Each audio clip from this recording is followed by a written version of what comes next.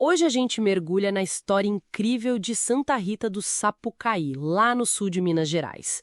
Como é que essa cidade virou o famoso Vale da Eletrônica? Pois é, uma transformação notável. E de onde veio essa vocação para inovação, né?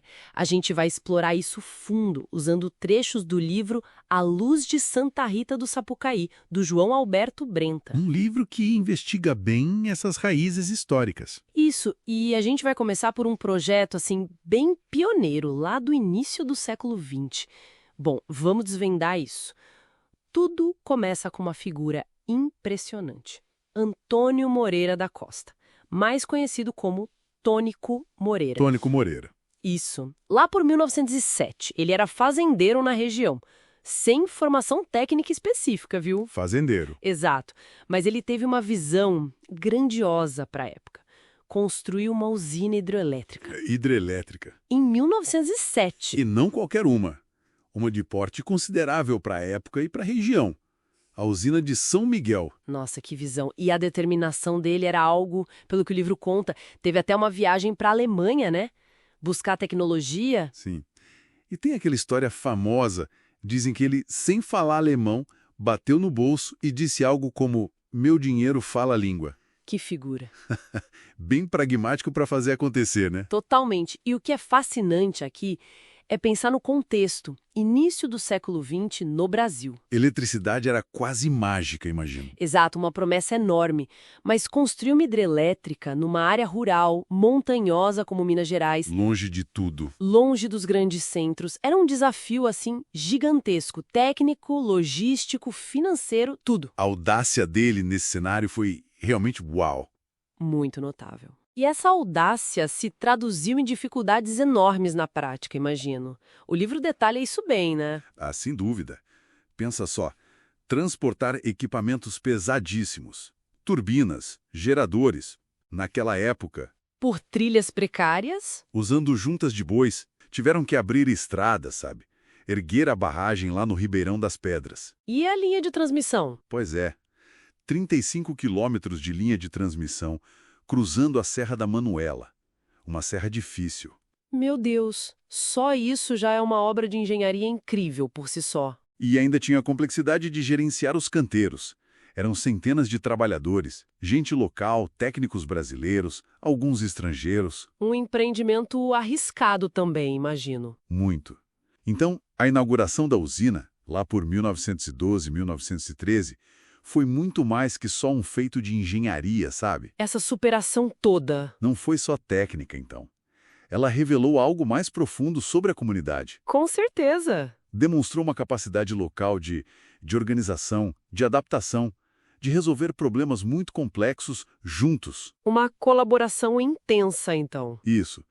Unindo o saber local, a mão de obra daqui, com a tecnologia que vinha de fora. E é essa capacidade que o livro aponta como a semente, entende?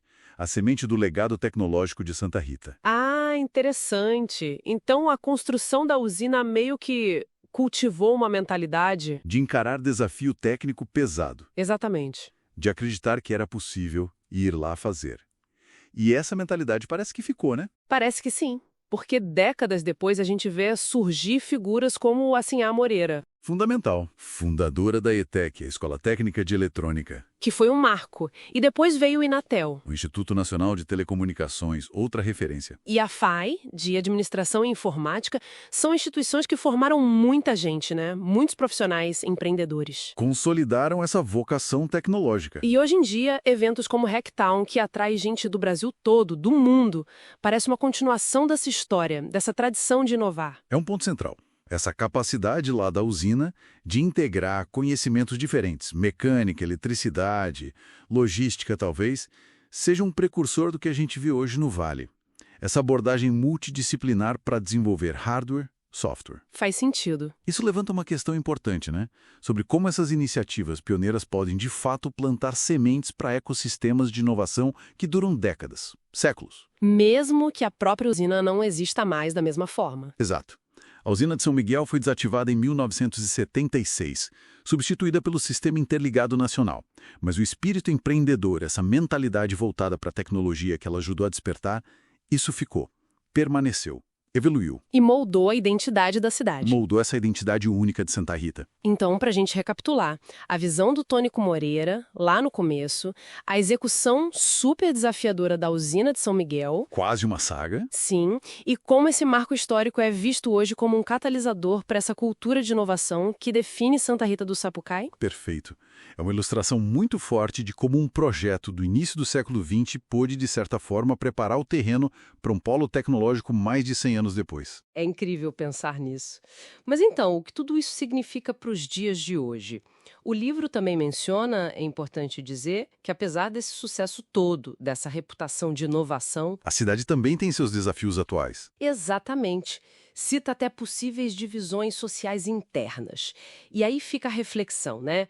Como é que uma comunidade com um legado tão forte de superar barreiras técnicas, como ela pode usar essa mesma energia, essa mentalidade colaborativa que nasceu lá atrás, Para enfrentar os desafios sociais de agora. isso, para garantir que esse brilho todo, essa luz de Santa Rita, continue iluminando o futuro?